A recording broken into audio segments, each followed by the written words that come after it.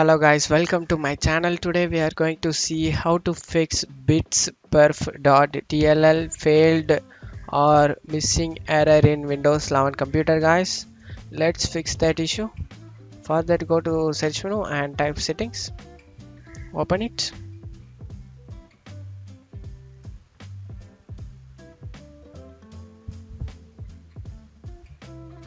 Left side, select the privacy and security.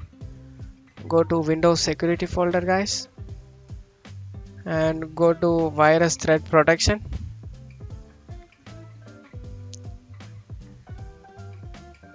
In here you need to select the scan options and select full scan.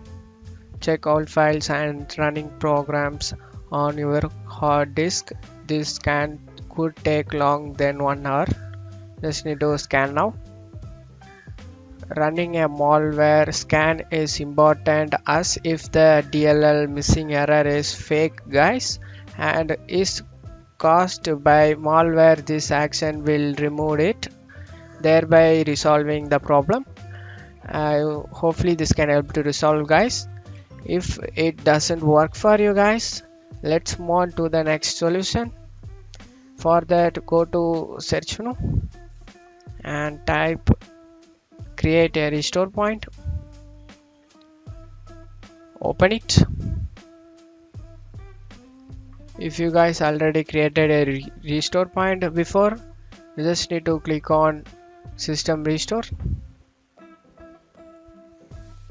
and no restore point has been credited on your computer. You just need to select the local disk C and system restore.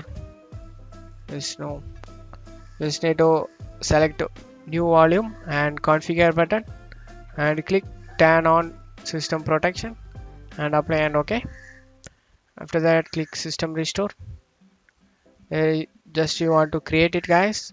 Before just need to create it before and select the after getting this restore system files and settings, select the restore point before the DLL missing error and click next, and that hopefully resolve your problem guys.